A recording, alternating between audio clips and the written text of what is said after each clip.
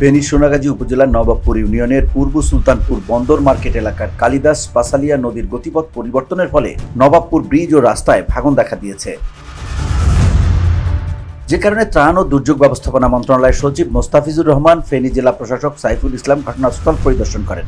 নদীর নাব্যতা ফিরিয়ানা ও বাঁকা প্রবাহ সোজা করার প্রয়োজনীয়তা উপলব্ধি করে ড্রেজার দিয়ে বালু উত্তোলনের অনুমতি দেওয়া হয়। পরে নবাবপুর ইউনিয়ন পরিষদের চেয়ারম্যান জহিরুল আলম জহির এ কার্যক্রম শুরু করেন।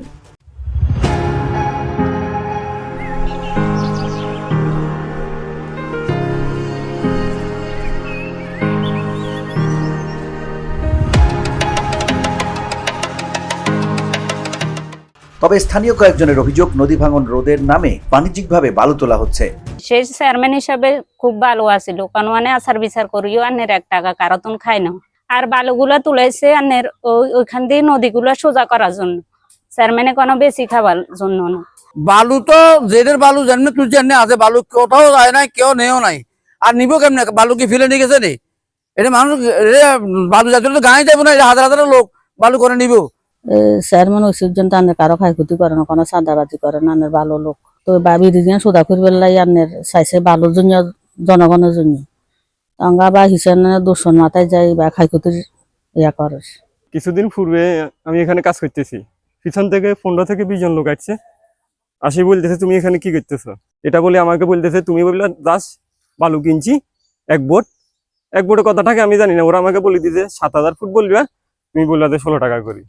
এটা আমাকে বলছে, আমি বলছি, কিন্তু এরপরে এরা তো ভিডিও করছে, এগুলো তো আমি আর জানি না। অন্যদিকে সরজমিনে কথা বলে জানা গেছে এসব অভিযোগ উদ্দেশ্য প্রণোদিত। তারা জানান যেখানে বালু তোলা হয়েছে সেখানেই তা জমে রয়েছে, বালু বিক্রির কোনো প্রমাণ নেই। এছাড়া ব্রিজের মাটি সরে গিয়ে যানবাহন চলাচল বন্ধ হয়ে পড়েছিল। সে সময় মানুষজন হেঁটে ব্রিজ পারাপার করত। জেলা প্রশাসক ও ত্রাণ মন্ত্রণালয়ের সচিবের পরামর্শে ব্রিজ রক্ষায় ও নদীর বাঁক সোজা করতে চেয়ারম্যানকে বালু উত্তোলনের অনুমতি দেওয়া হয়। আমাদের ব্রিজটা দীর্ঘদিন ধরে ব্রিজের গোড়াটা ভাঙন শুরু হয়েছে, বিশেষ করে গত 24 বন্যার পর থেকে ব্রিজটা বেশি নিচের মাটিগুলো সরে যাওয়ার কারণে ব্রিজটা ভেঙে গেছে, যার ফলে দীর্ঘদিন ধরে আমাদের এখানে গাড়ি চলাচল বন্ধ ছিল। মানুষজন হেঁটে হেঁটে ব্রিজ পার হয়ে তারপরে গাড়িতে ফেনীতে যাতায়াত করেছে।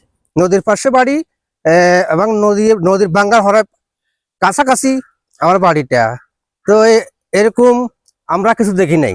চেয়ারম্যান সাহেব বালু বিক্রি করছে, কারো কাছে কিংবা ট্রাক আসছে কিংবা কিছু আসছে, এরকম আমরা দেখি না। বহিরাগত কিছু লোক আসে এখানে আমাদের কাজটা বন্ধ করে দিছে। তো যেখানে আমাদের বাড়িঘর চলে যেতেছে, সরকার কাজ করতেছে, কাজগুলো বন্ধ হয়ে গেলে তো আমাদের বাড়িঘর চলে যাবে। আমরা চাই পুনরায় আবার কাজটা চালু হয়ে যাক। এ বিষয়ে নবাবপুর ইউনিয়ন পরিষদের চেয়ারম্যান জহিরুল আলম জহির বলেন, সরকারি অনুমোদন অনুযায়ী 34,000 ঘনমিটার বালু ড্রেজিং করা হচ্ছে। ত্রাণ ও দুর্যোগ ব্যবস্থাপনা মন্ত্রণালয়ের সচিব ঘটনাস্থল পরিদর্শন করে নদী ভাঙন রোধে এই কার্যক্রম চালানোর নির্দেশ দিয়েছেন। অবৈধ কোনো বালু উত্তোলন হয়নি, কেউ প্রমাণ করতে পারলে আমি দায় স্বীকার করব। আমি উপজেলা প্রশাসনকে সাথে নিয়ে আমি এখানে একটা ড্রেজিং এর কার্যক্রম শুরু করি, জেলা প্রশাসকের মৌখিক নির্দেশে এবং উপজেলা প্রশাসনের সার্বিক সহযোগিতা। এই ড্রেজিং কার্যক্রম আমি যখন শুরু করি তখন আমরা দাফে দাফে কার্যক্রম শুরু করার পরে আমরা ওইখান থেকে ড্রেজিংকৃত বালু সরকার নির্ধারিত, আমাদের উপজেলা নির্বাহী অফিসার মহোদয় নির্ধারিত আমরা 7টি স্থানে আমরা এটা সংরক্ষণ করি। কিন্তু কিছু অসাধু মানুষ যারা বালু দেখলে কি আমাদের সমাজে কিছু মানুষের মাথা নষ্ট হয়ে যায়। বালু আমাদের সমাজে এখন একটা নেশা জাতীয় পণ্য হয়ে গেছে। তা নেশাগ্রস্ত মানুষগুলা এই বালু সংরক্ষিত জায়গায় বালু স্তূপ দেখে তারা উন্মাদ হয়ে তারা বিভিন্ন রকমের প্রচারণা করছে যে আমি বালু অন্যত্র সরিয়ে নিচ্ছি।